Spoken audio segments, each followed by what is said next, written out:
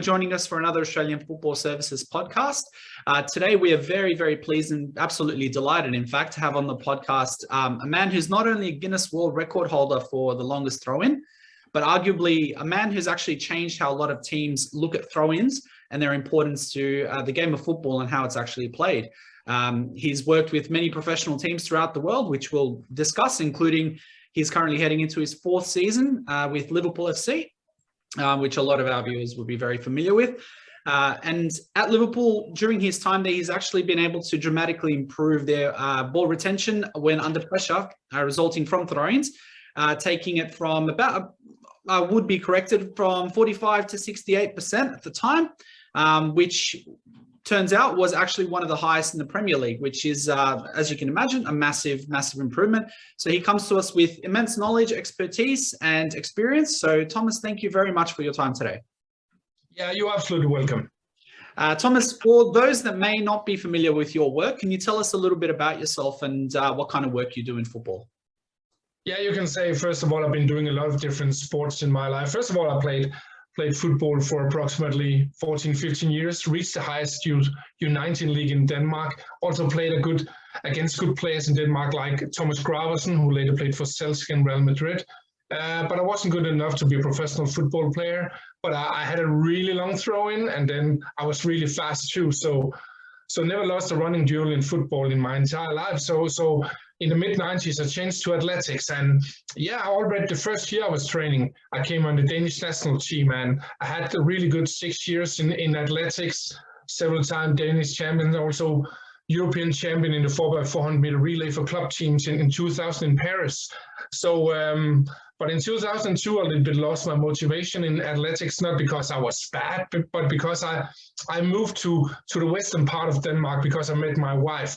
And some of you out there know that love sometimes should make you do crazy things. So suddenly I was training alone, and I'd missed that group training athletics, but also the team in football. So I had to change sports. In 2002, I changed to bobsleigh. And for those of you out there who don't know the bobsleigh sport, it's like a winter sport, crazy sport. You're driving down an icy track with like 130 to 150 kilometers per hour. So yeah, that was fantastic. I had 4 years in the bobsleigh world there from 2002 to 2006, and it was actually in the middle of the bobsleigh period in January 2004 where I thought, hey, if I can make a good throw in myself, can't I teach football players to do it? So I went down to my local library here in Denmark, my hometown, Skive, and tried to find that book about throw-ins. But there were no books at all, so I had to make my own throwing course. And after 6 months, I've experimented a lot, used video analysis on myself, and I had a throwing course. And I knew that it worked on me, but if it would work on other people, didn't know. And I could have been starting with a youth team, an amateur team, but I had the courage to ask a local Superliga team, the best league in Denmark, called Viborg, and they said yes. They scored a lot of goals after throwing situation in the 2004-05 season. They had the best placement in the club's history that season. So since 2004, I've been a throwing coach, coaching professional clubs. So yeah, it's a fantastic job to have. Beautiful. Going on that, you classify yourself as a throwing coach. Can you tell us a little bit about what that actually means and how involved with the general team training process are you?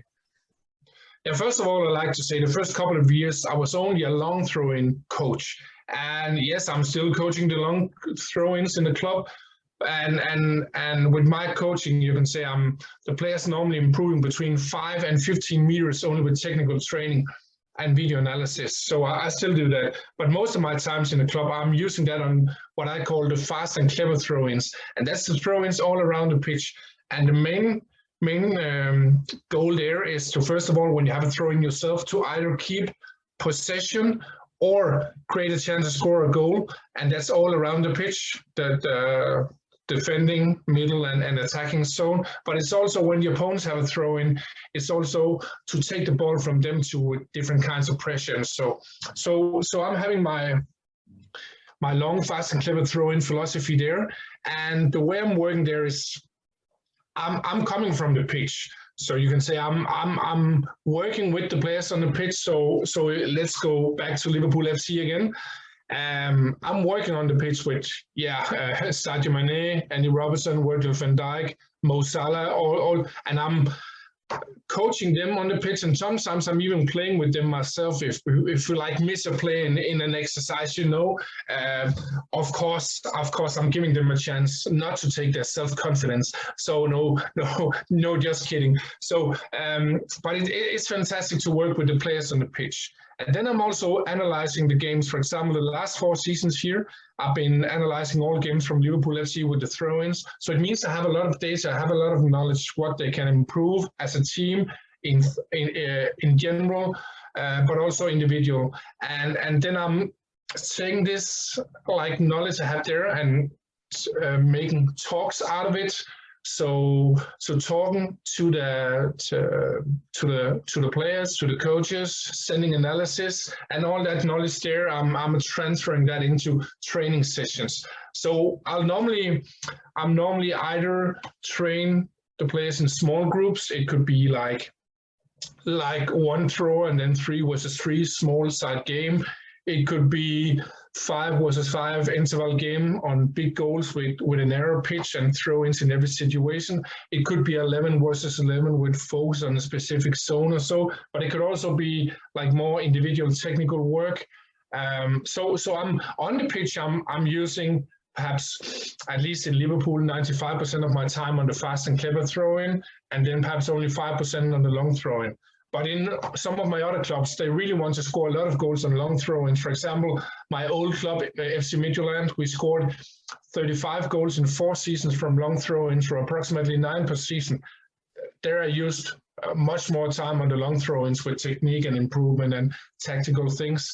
So my training is different from club to club. I'll say now that most of my teams I'm coaching, they're focusing much more on the fast and clever throw-ins, because you don't have to have big, strong players to do that. You can do that no matter what kind of playing style you have. So I'm really trying to fit my coaching into the playing style, no matter what type of club I'm coming into.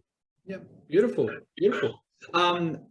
Now, on a more personal note, I actually did have a look at the YouTube video of you achieving the Guinness World Records. A record for the world's longest throw-in. So can you tell us a little bit about how that came about, and how did you feel achieving something of that magnitude? Yeah, so it was back in 2008. At that time, I've been a throw-in coach for 4 years. And even though I worked personally with the fast and clever throw-ins, at that time, the clubs only wanted my knowledge around the long throw-in. So you can say that perhaps setting a world record would perhaps give even more focus on the long throw-in. But I just thought, hey, at that time I mainly coached Danish professional clubs and in the Danish Super League, and I thought, hey, if I can set a world record, then maybe it can give a little bit more attention to me and my throwing coaching. So I knew at that time I could throw really far, and I'll say if you can throw like, normally I say when I'm coaching the professional players, if you can throw 34 meters, that's like world class in a test where it lands on the ground, on the pitch there. And that's approximately like the first post in the air in a match, like if you have to like see it there. And so that's really far. I could throw approximately 42 meters or so. That's really far compared to a non-professional football player. But the challenge there was that the world record was 48.17 meters set by Mike Glockner from the States in 1998. So the record was 10 years old. I knew I couldn't beat 48 meters because I already had a good technique, because I worked with that. And I was also like pretty strong and flexible because of my background. So I knew I had to throw in another way. So suddenly one day I saw a flip throw in television. I saw like this small girl in television, and she just ran, jumped down on the ball, made a flip, and then just threw the ball. And I thought, hey, that's the way I should do it. So the biggest challenge for me was that I was weighing around 100 kilos and I didn't have a gymnastics background. So I couldn't even make a small tumble. But I thought, hey, how hard can this flip throw-in be? So I just took the ball directly down to the stadium that day. I saw the video of the little girl doing the flip throw-in. And I thought, hey, it's maybe not official today, but of course I'm going to beat the world record already today with that flip throwing. So I took a run in, jumped down on the ball. And then 2 days later, I was lying down at the physiotherapist with severe back pain, and I thought, hey, I might get a little bit more training there. So in a matter of approximately 6 months, I got the help from 3 different people. First, a good work colleague called Henrik. He learned me to get up on my hands with a handstand. Then I got another guy from a hometown called Johnny. He learned me to make a flip without the ball. And then in the end, I got help from the Danish national gymnast coach called Frank, and started to train in a big gymnast center. And he learned me like the flip throw in.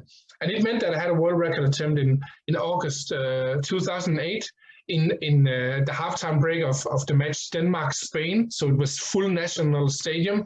So actually it was going pretty well. I was only throwing around 44 meters.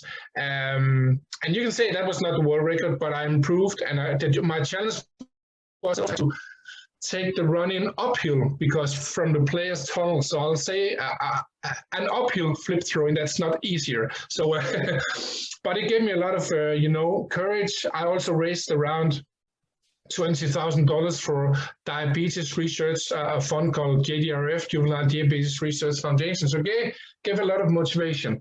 Then I had a world record attempt in 2009 in a match between Hertha Berlin and Wolfsburg at the Olympic Stadium in Berlin. Also halftime break, 40,000 spectators. So clapping, the audience. I had 4 attempts, like full stadium clapping. The challenge was just that it was raining a lot. I had to take a run in on the athletics track, and when it gets red, it's just like icy track. So it was just like a catastrophe. I knew it already before, so I thought I knew before that it would rain a lot. So I thought either you cancel or you go through it as a catastrophe. I chose the last one because I thought, hey, you might never get the chance to throw in the Olympic Stadium again. So every time I was throwing and clapping, I was just thinking, oh, it's just going totally wrong now. But that was okay. I didn't beat the world record there. But I was starting to throw 46, 47 meters in training. And I almost had that world record on 48.17.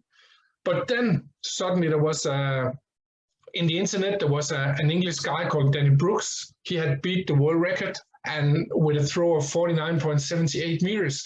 And I was just so frustrated because I was so close to the record, and then it just went away again. So first I was just so angry on that Englishman there who beat my record. So I thought, hey, how can I get some help? And then I thought about the Danish West Coast.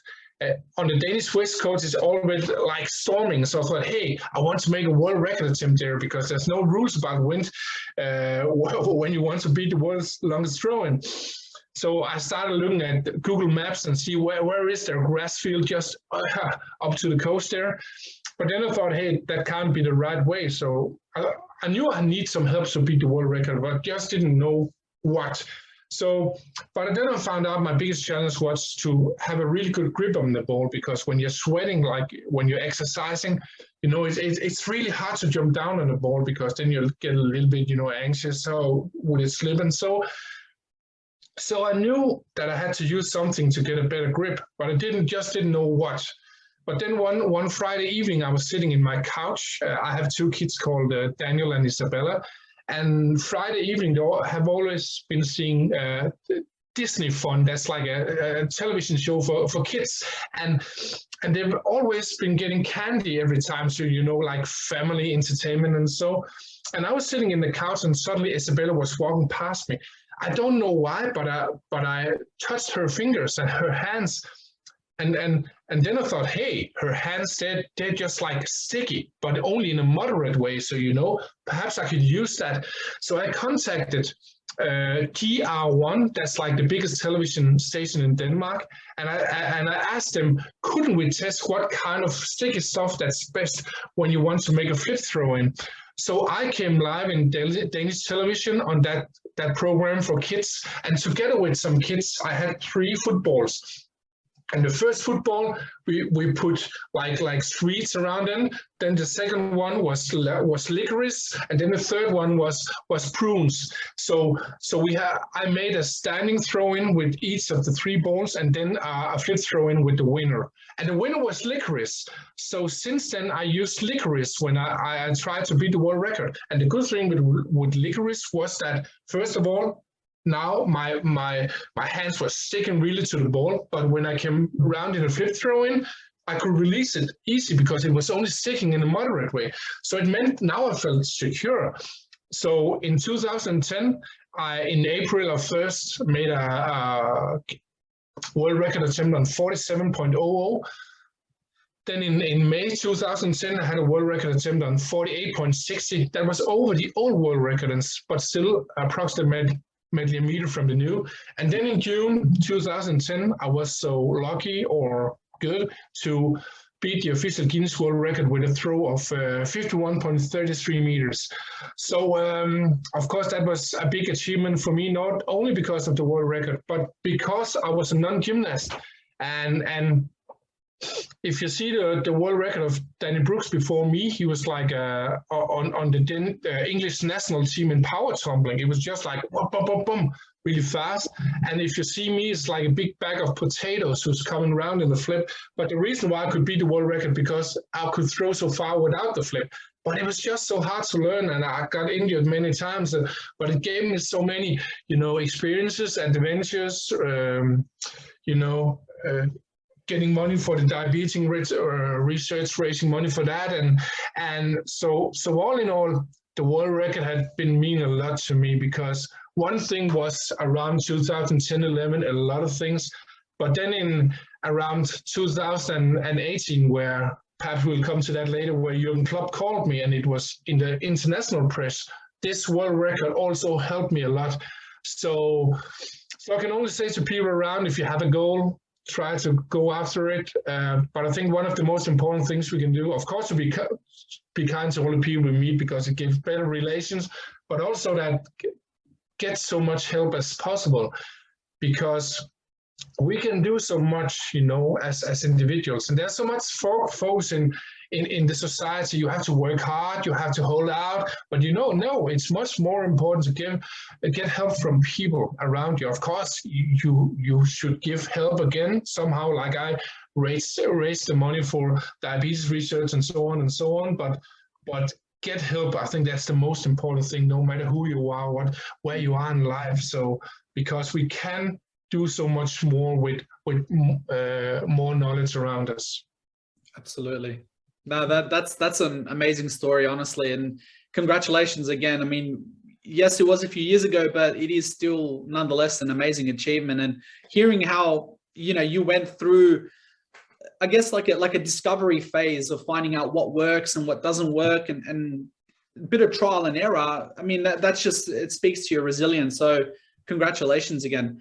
Going on to the Liverpool story. Now, you mentioned that you got invited by Jürgen Klopp to come and give Liverpool a bit of pointers on throw-ins and how they can be more effective with their throw-ins. Tell us a little bit about how that came about. And also, before you came and started there, did you have to analyze their current style of play before working there? No, first of all, I'll say it was a crazy story coming to Liverpool. It was early July. Oh, I think I have to start from June instead. In June 2018, there was a player called Andreas Paulsen from FC Midtjylland, one of my former clubs. He had, under my coaching, improved his long throw-in from 24.25 to 37.90, so almost 14 meters. He was sold to Borussia Mönchengladbach from the German Bundesliga. He was only 18 years old. He was sold for around like 3 million euros, $4,000 or so. $4 million. And I was proud of that. So I wrote a tweet, and at that time, I didn't have many followers on Twitter, but I just wrote proud of Andreas Paulsen. He improved his throw-in with almost 14 meters. And then I wrote something like #Borussia Mönchengladbach or something like that. Then there was a small fan media from Borussia who saw that, and a guy like wrote to me, oh, can't I make an article around you? Because I've never heard about a throwing coach before. I said, yes, that's fine, yeah. So he wrote a small article. And then a few days later, there was a journalist from the German newspaper Bild who called me because he had read that article. And for those of you out there who don't know the German newspaper Bild, it's like, I don't know, 10 million Germans who are reading that every day. It's gigantic. So I said, yes, there was an article, and I was proud, and I thought, hey, yeah, a lot of people read that, but I didn't think too much about that either. But again, forward to July 2018, I was on a summer trip with my family, and my wife and 2 kids, and we had to visit a chocolate shop. And I had like turned the voice off my phone because, yeah, you probably know with family, you have to be, there. But the other 3, they went into the chocolate shop, and then I just looked at my phone when they went out of the car, and I could see there was a +44 number who had called. And yeah, I have a company, so there's a lot of people who are calling me with everything, selling me something. So I thought it was some guy from England who wanted to sell me his pens or something. So I just listened to the voicemail, and then it was just Jürgen Klopp on the voicemail. And if I hadn't been sitting in a car seat, I'd probably been toppling over. So I was just totally out of myself, So I tried to call him back, but he didn't answer. And I think that was really lucky because my heart was just pumping, boom, boom, boom, because my biggest dream has always been to coach the biggest club in the world, and especially in the Premier League. But he didn't take the phone, and that was actually good, I think, at that time. So I went down into the chocolate shop with my family. I told my wife, and we agreed on it was better to drive home to myself to take perhaps the most important phone call in my life. So I was driving the car, my wife sitting beside me, the kids in the back. And then suddenly the phone rang, and my wife picked the phone up, and she said, "It's Jürgen." And then I just took the car and drove directly to the right into a grass field and picked up the phone. And it was Jürgen Klopp, and he said, yeah, we had a great season in the 17-18 season with a 4th place in the Premier League and a Champions League final where we lost to Real Madrid. But our throw-ins were so bad, and we lost the ball almost every time we had a throw-in. And he was totally right, because later data analysis showed that Liverpool were actually number 18 out of 20 in the Premier League, so 3rd last on throw-ins under pressure with, like you told before, a percentage of 45.4%. So he said he'd been reading an article about me in the German newspaper Bild when he was on vacation at Tenerife in Spain. So, that was that little article, from earlier. And actually also Ralf Rangnick from RB Leipzig read the same article too and invited me to, but that's another story. But Jürgen Klopp asked me if I would like to come to a meeting at Melwood the week after in July, there mid-July. And it should only been a meeting, nothing else. But I came to the meeting, it was fantastic. Jürgen Klopp is a fantastic person, really open-minded. And he was, I guess, so convinced about the meeting that because it should only have been a meeting, nothing else, that I got the chance the day after to coach 21 of the Premier League players, all the players who weren't injured or at vacation after the World Cup. And the week after that training session, I signed a contract with Liverpool FC. And yeah, since then I've been coaching Liverpool FC. It's now my 4th season. We've been winning, like you probably know, the Champions League, after 15 years, the Premier League after 30 years, the World Club Championship, first time in the club's history. So it's just fantastic to be a part of that. And this job with Liverpool has also opened the whole world up to me. So now for the 4th season in a row, I'm coaching like 8-10 different professional clubs around the world. So yeah, it's, you can say that call from Jürgen Klopp actually changed my life. So yeah.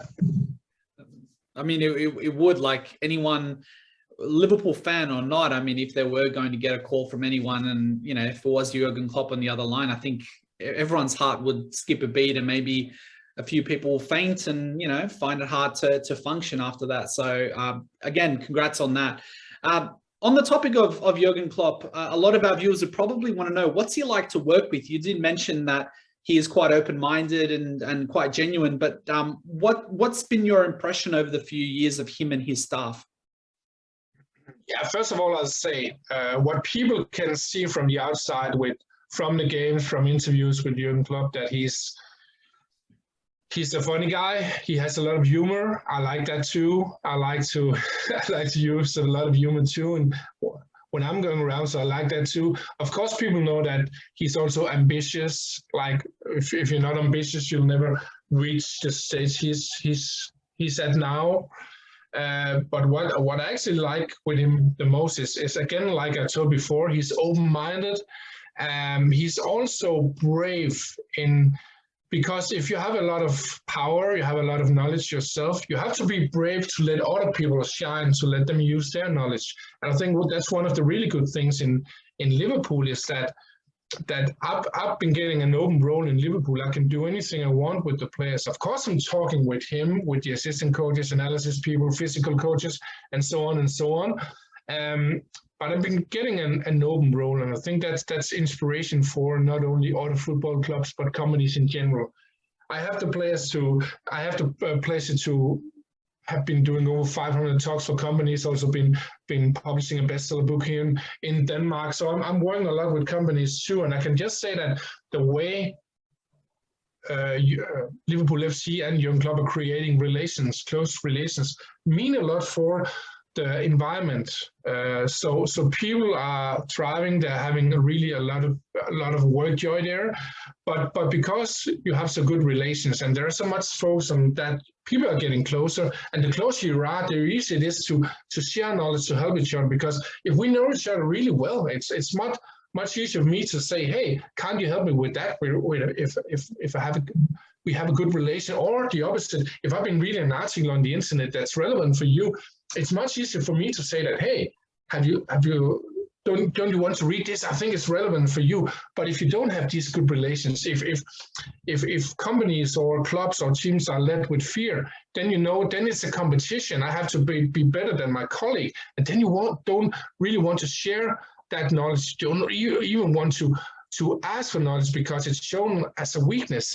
So again, back to your question, I think Jurgen Klopp is a big part of that work culture. So I think, of course, the individual employee has to do some things and has to cooperate, get and give knowledge and so on, be kind. But I think everything starts by the leaders there showing a good example. So again, back to your question, it's fantastic to work with Jurgen Klopp, but I'll say it's fantastic to work with everybody. So in Liverpool FC. Yeah, beautiful. And obviously, you mentioned Ralf Rangnick as well. Another, like, for me personally, being a coach, a man who's actually influenced a lot of my coaching philosophies as well. So I would imagine a very similar personality there based on his managerial style as well. Yeah, you can say I can't say so much about Ralf Rangnick and RB Leipzig. The reason why was I was coming to RB Leipzig and I was there for a couple of months. It was not like I was getting fired because I'm a freelancer. Sometimes I'm there in short, and then I'm But actually, I only coached the long throw in RB Leipzig, and it went really well. The players improved a lot. But I tried to come in with my fast and clever throwing philosophy, but they weren't really at that time open for it. But I also think it was a little bit, I won't say chaotic at that time in RB Leipzig, but they had like a totally new staff and everyone was new, not Ralf Rangnick. So it's a little bit like we take this throwing coach in, and so I didn't have the same chance to work, and to be honest, I didn't have. Of course, I talked with Ralf Rangnick many times there, but I didn't really get the same chance to know him. So, but of course, RB Leipzig has a really entertaining playing style with all the pressure and fast football, and I just wished I had the chance to work with the fast and clever throw-ins there. I think if I had been coming to RB Leipzig a year later, perhaps, I've been doing it because it was more that they didn't really know what I could offer them. So, yeah.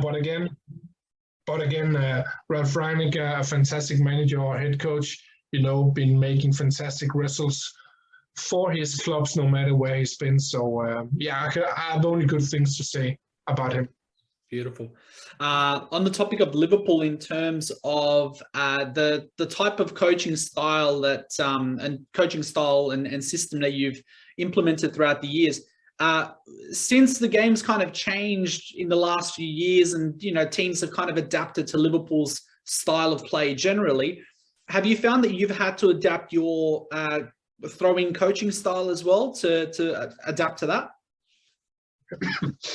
Yeah, you can say you always have to adapt. If suddenly the opponents are starting to defend in another way, have different kinds of pressure, so then it's you have to adapt to that. But I'll also say that it's really different from game to game. And the throwing level, of course, it's been better in the Premier League since I came, because there's a little bit more focus now. But I can just say in general, the quality is still pretty low. And especially if I go outside the Premier League, Bundesliga, Ligue 1, CAR, La Liga, and also leagues outside Europe, the level is pretty low. And the reason why is that the coaches are lacking knowledge. They don't know really what to work with. And I think still I can see that players have been put in a lot of pressure situations when there are throw-ins. So, the most common mistakes are you're just hurling the ball down the line into a big group of players, big risk of losing the ball. Another big mistake is that you're not moving at all. Another big mistake is that the players are only doing individual space creation. It means that you can have three players outside the thrower who are just running back and forth to get the ball, but you're not really creating space with that, and it's easy to set a press. Another big mistake is that you're coming too close to the thrower and get the ball if you're under pressure. So, I see that constantly. So I think one of the big misconceptions with my coaching is that people think I'm coaching like in American football with a playbook, that you're saying we're having these three options here, and then we do. No, we don't do that. Let's just take the middle zone. In the middle zone, I have like 12 different options. Let's say if we have a throw in the middle of the pitch, and that's involving both the central defenders, the other fullback, the midfielders, the strikers, but it's not only 12 options. These 12 options can be done in hundreds of ways with different amount of players, different distances, different angles, different timing. So I'm learning my players to have a higher throwing intelligence and read the game, read the opponent's defending patterns. And so in theory, my teams have thousands of options every time they have a throw in. And so that's much, much harder to mark. But I see some teams who are saying, we do like Liverpool, you run there, you run there, you run there, you run there. Perhaps they've seen a goal from one of our throw-ins. But that's, for me, the wrong way to do it, because if you only have one or two options or three, it's much easier to read. I've seen teams where I'm just saying, okay, they're doing this now, it's easy to mark, and so I think, and of course I'm not deciding what everybody should do, but I think the right way forward with throw-ins in football is to teach the players to have a higher throwing intelligence so they can read the game. Of course, you can once in a while set a system or do something specific, and that's okay. But you can't rely on one or two things every time. But I'm writing on a book about throw-ins. I've already been writing almost 110,000 words. And I'll be publishing that hopefully in 2022. And when I'm doing that, it will be much easier for, not only professional coaches, but also amateur and youth coaches, girls, boys, men, women, to learn to make better throw-ins with their teams and improve their players. And there are just so big interest around the subject. I'm giving away my 4 best basic throw-in drills on my homepage, and it's already over 4,700 coaches from more than 160 different countries around the world who has picked them up. So their interests are really there to learn more about throwing. So my biggest goal is not to win Champions League or Premier League, even though it's like really, really, really fantastic. But my biggest goal is to change football so we have better throw-ins. Because right now, a lot of people don't expect anything from throw-ins. Look, if you have a bad throw-in in a football game, the commentators aren't saying anything. They're just accepting you lose the ball, you know, and that's worrying. You know, instead I want in the future that when we have a throw-in, people are sitting there with excitement to see what kind of space creation do they do. Or if the opponents have a throw-in, oh, how do we make a pressure trap? I want to get all that knowledge out. So it's a little bit like it. If you're seeing basketball, you know, it's they're doing specific things, and if you really like into basketball, you can see the different kind of space creation there, and that's entertaining because you know. And I want it the same way with throw-ins in football. So that's my main goal, you know, with my job as a throwing coach. Absolutely. In terms of throwing, say, you know, in another realm, football decides that they want to eliminate throw-ins and they want to implement kick-ins, kind of like what you would have with futsal. Do you think that the training methods that you kind of apply, do you think they would be as effective, or would that have to change in some sort of way? I'll first say a lot of people have said to me, oh, you really feel sorry if it's throw-ins are replaced with kick-ins. And then, yeah, of course, I'd rather have throw-ins, of course. But you know, I've been having fantastic life with throwing coaching. So seen so many places, so many things. So I'll just cherish the things I've already like experienced. But the other thing is, back to your question there, is that I think it'll be a really, really bad thing if throw-ins were replaced with kick-ins. And why? First of all, I see two scenarios if there are kick-ins. The first thing is some teams will shoot a lot of long balls now up in the opponent's penalty area. And we already see that with free kicks, especially in the second half if they're behind. A free kick at the midline or 10 meters down the opponent's half is often just kicked up, you know, and you send your big headers up. So we'll have more long kick-ins, and for me that's bad. Yeah. For the entertainment. The other thing is that we'll have a lot of short kick-ins. And why is that bad? It's a little bit like futsal. You know, in futsal, you're like allowed to kick it in without pressure. It's a little bit like short corners. And why is this bad? It's bad because if you're looking at all team sports, football, basketball, handball, hockey, and so on, all team sports, you know, the entertainment in team sports, it's going between pressure and then the release of pressure. So no matter what sport we have some kind of pressure situation. But suddenly, because of some kind of movement, you release the pressure, create space, and then you get an open chance. You really have excitement there. And no matter what sport it is, you're feeling the pleasure of being in pressure and coming out of pressure. And then you get a chance. If you get a lot of short kick-ins, we'll have a lot of situations without any pressure.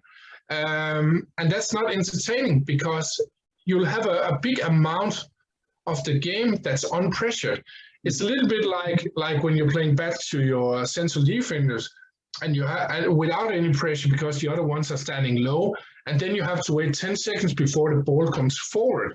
That's also, you know, waiting time. So with a lot of short throw-ins, short kick-ins, we'll have too much waiting time in football, unpressured. So some people say, oh, we don't want throw-ins because they're really hard. Instead of thinking we have to be better at throw-ins, instead it'll be much, much better for football. But many of these people who are saying, including us in Venture, saying it will be better with kick-ins, you know, they haven't really been thinking, you know, deeply about this. They're just thinking throw-ins are hard to do. But perhaps we should start using time for throw-ins, you know. In pro clubs, amateur club, youth clubs, I'm hearing a lot of coaches who are not playing with throw-ins in football because it's hard to do. It's much easier to take a kick in. Yeah, but hey, life shouldn't have to be easy, always. And if you're not using time on throw-ins in training, how can you expect players to be good at throw-ins? But I'm not angry on coaches and so, because it's all about lack of knowledge. We've been working with all other elements of football for the last 140 years. But imagine me coming to the library in 2004. At that time, we still played football for 130 or 140 years. Imagine I couldn't find anything about throw-ins. It's a thing happening 40 to 60 times in a match. When I'm getting the throw-ins, attacking defending throw-ins from Liverpool, it's like just seconds before the throw-in comes, and then the following situation affected by the movement we do. These two videos are taking normally between 15 and 20 minutes. So imagine 15 to 20 minutes of a football match plus 40 to 60 times. You're not really working with that. How crazy that is that? It's a little bit like you're manufacturing a car, and the whole car just looks fantastic with a fantastic motor. It looks fantastic, but you're still driving on wooden wheels who are square. So it's exactly the same. So I'm not angry on the coaches or some, but I don't know why, but some weird way we don't have knowledge around throw-ins. Even though it's a gigantic part of football. Some people say, "Oh, throw-in coaching, marginal games." No, they're totally wrong. It's gigantic games. It's just because we haven't focused on it. So again, I think it's we don't need kick-ins. It'll make the game much worse, less entertaining. So instead, we have to be better at throw-ins, and that's my goal, to help not only professional coaches and players, but also amateurs and youth and kids with my knowledge in my coming book. And so, yeah, beautiful. Well, that's probably going to answer our next question, which is, how do you feel about the idea of clubs having specialized coaches, so such as yourself, focusing purely on, let's say, throw-ins? And on that topic, how do you feel about when people say that certain things should be left to the experts? Yeah, I think it's really good. I think every club should decide themselves, or every manager, head coach should decide themselves what kind of specialists they want to come in with. And if you need a throwing coach, you need that. If you need someone for nutrition, you need that. And I'm not only talking about professional clubs, because you can have your own specialists, as amateur youth clubs. Let's just go into nutrition.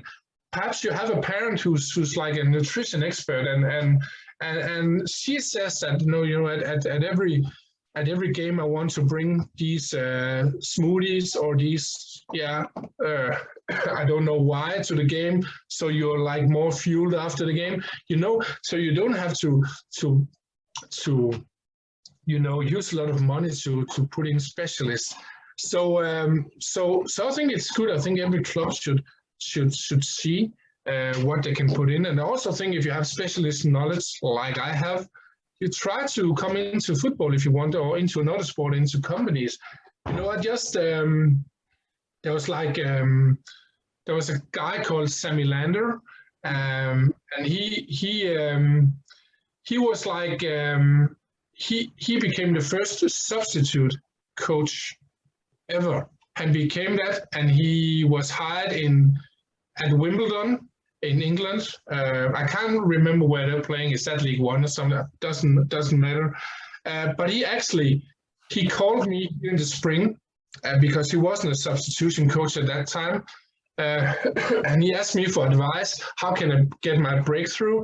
How can I brand myself? How can I get deeper with my knowledge? So I gave him a lot of advice. And now here, I think it was you can find on the internet, just search Sammy Lander and Wimbledon substitution coach or something like that. You can find him, and he's actually mentioning my name in many of the articles. So now he's a substitution coach.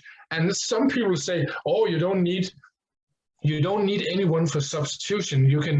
the assistant coach who should do that, or the head coach. And yes, that's fine in many clubs, but you know, he's just like, he's been using a lot of hours for that to get that expert knowledge. It's a little bit the same with me. I've been focusing every day, every hour on throw-ins the last 17 years, and someone say, oh, we don't need a throwing coach. Yeah, that's perhaps right, but because everyone can't have me as a throwing coach, but you need the knowledge. And of course, I know much more than an assistant coach can ever have, because I've been focusing on that. It's not only focusing on that, but it's been my passion for 17 years. So yes, we need expert knowledge in the world, on the football pitch, outside the football pitch, but in every area.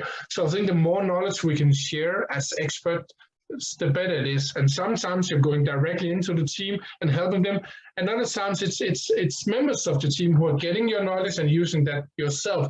So we need experts in the world to get better teams and a better society. So I'm cheering for all the experts out there. Beautiful. You mentioned before about courses that might be available to coaches. Do you run any courses for throw-ins, and are they available for all coaches? No, I'm not. At the moment, I'm not running any courses for coaches. I've been saying I'm only focusing on my professional clubs because I'm traveling so much. I've been 2 times to Mexico here since July, two times to Italy, to France, to Austria, to England. I'm going to France again here next week. So I'm traveling all the time. But again, I'm publishing my book about throw-ins, hopefully in 2022. And when I do that, I'm of course, people can read my books, but I'm also, going to make a world tour to do workshops with coaches, to help coaches get new knowledge so they can see it on the pitch too. And in the future, of course, also doing online courses, but I'm also always preferring to be on the pitch together with people. I tried it before some couple of years ago with either 50 coaches, 100 coaches, 200 coaches, and I just love it because you can see people's faces. They can ask you directly and things like that. So I hope to come to Australia too, to do some workshops in the future with the throw-ins. And it's both the long throw-in, but I think even more important, the fast and clever throw-ins. How can you use that? Both, of course, in high ambitious clubs, but just as important for youth and amateur clubs too. Because, the biggest frustrations people have are often the throw-ins, and I also often talk with individuals who are saying, I love to play football, but I hated the throw-ins. And because I was really bad at throw-ins. And then I'm saying to them, hey, it's not necessarily you who are bad. Maybe your team were really bad at space creation, having different solutions. And if there's no space created, you often have a solution of either throwing the ball up to that big bunch of players standing down the line, or to a teammate who's totally under pressure. And who gets the all the blame? It's often the guy who's throwing the ball and feel, oh, it was my fault. So no kid, no youth player, no adult should be afraid of taking throw-ins, because there are solutions there. So again, back to your question, I'm just looking forward to publishing my book, going out there to make some workshops, and I would love to come to Australia. I've never been to Australia before. I've been to Asia, to North America, Europe, Latin America, but never been to Australia. So if someone wants to invite me after hearing this to a workshop in 2022, then you're welcome to contact me.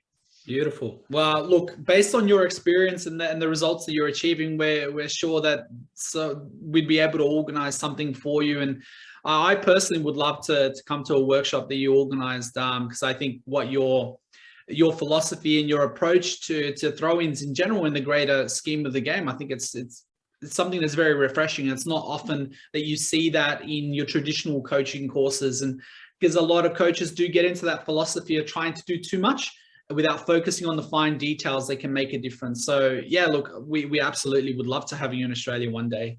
And speaking of Australia, do you follow much of our A-League? No, sorry, I don't. The only thing I hear from Australia is that sometimes we have some European coaches who are coming to the A League and coach there. So it's more like news on Twitter. And I think at one point Robbie Fowler was there too, isn't it right? Yeah. So that's the only thing I hear. And it's not because I'm not interested in it, because if I could see it in Denmark, I would see it, but in Denmark we can only see like from the big leagues, of course, from Denmark too. Then we see some of the big games from MLS, if it's like if it's like playoffs like now, or so we can't really see so much. So if I had the chance to see the A League, I would probably see it, because there are so many different playing styles around the world. And I'll say again, my throwing coaching is working with every playing style. But I just love to see different styles in different leagues, and so I think it's really refreshing.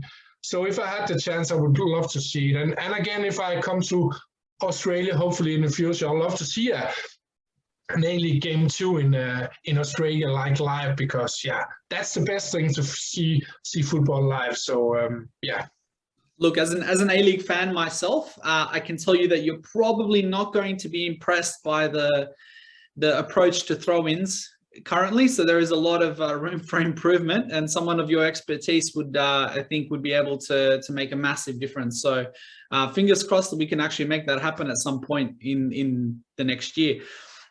Thomas, just a couple of last questions. You've mentioned your book.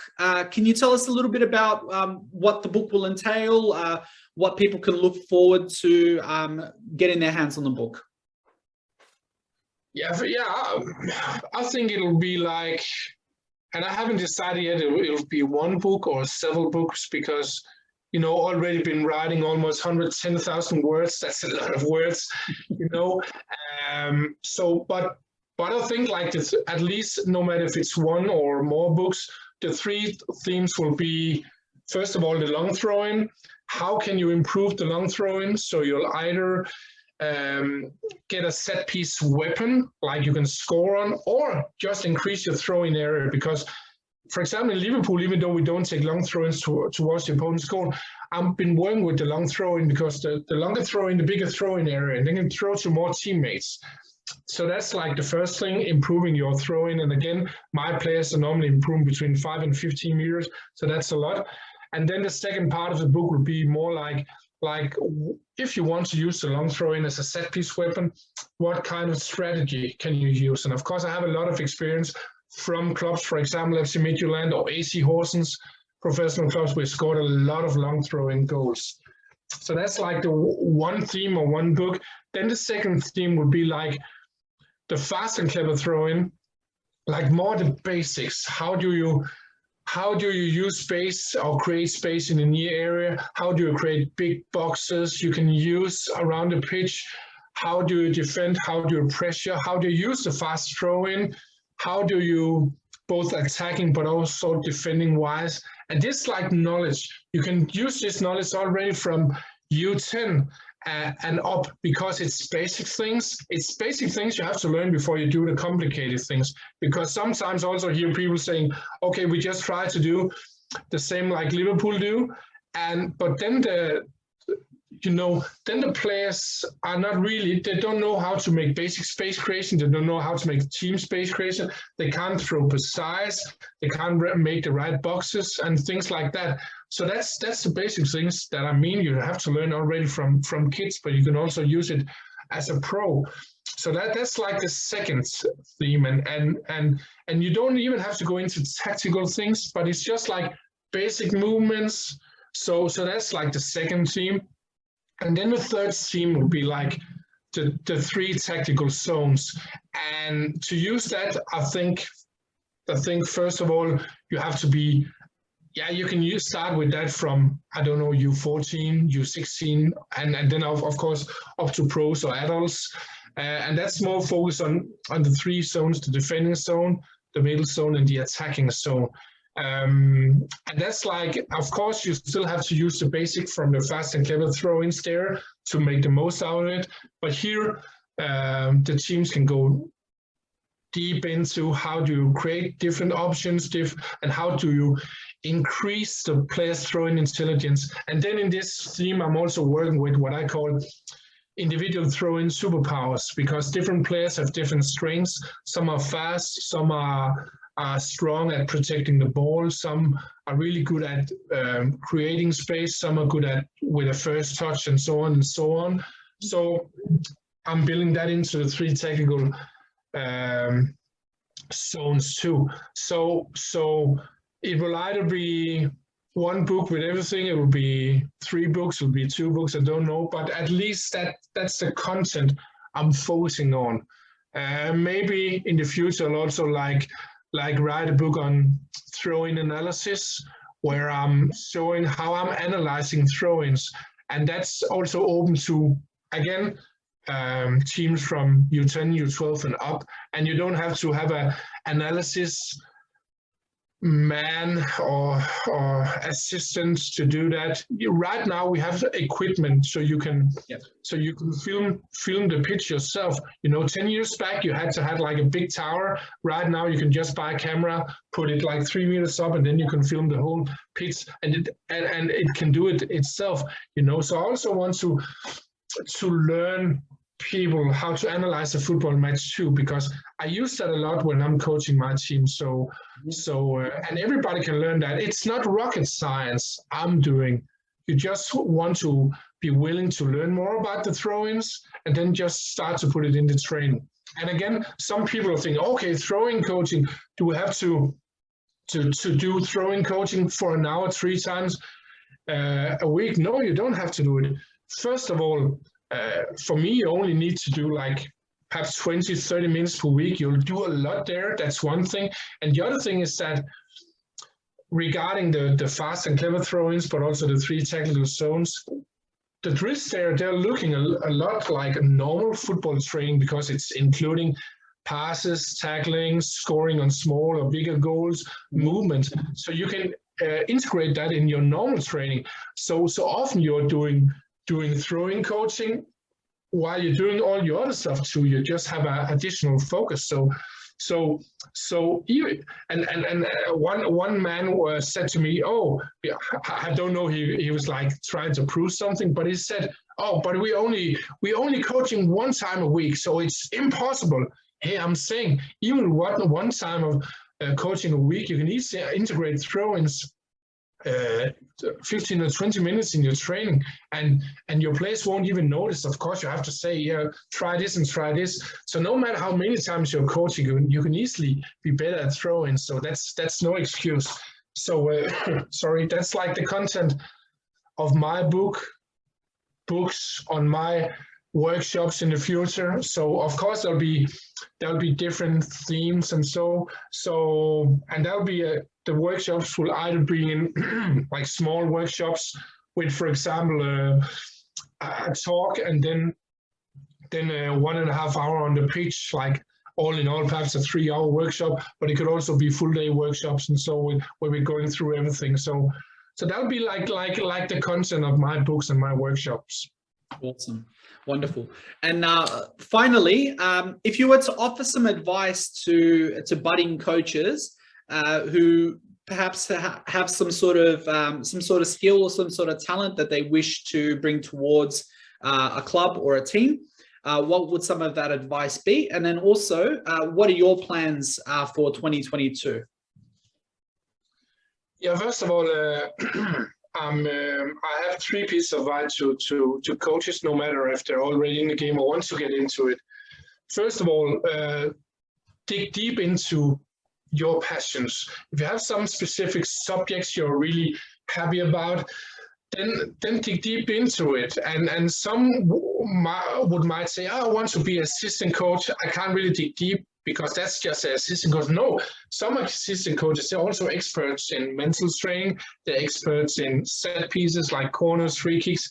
They are expert in it could be nutrition. So dig deep into that, because often when you're hired, you are you are hired because you can also do other things, you know. So you are in the race against two other assistant coaches, and then they pick you because you know a lot about mental training already, you know. So dig deep, no matter if you are doing a general thing. And of course, if you want to be a specialist, you might be digging even deeper in your subject. Get inspiration from everywhere. I've been getting inspiration from not only bobsleighing, football, athletics, but also from basketball. I'm getting inspiration from art, from a flock of birds with awareness against each other. And so, you know, I'm getting inspiration from many places. So the first advice is dig deep. The second advice is I mentioned that before regarding my world record. Get help, even though you're the smartest man in the world.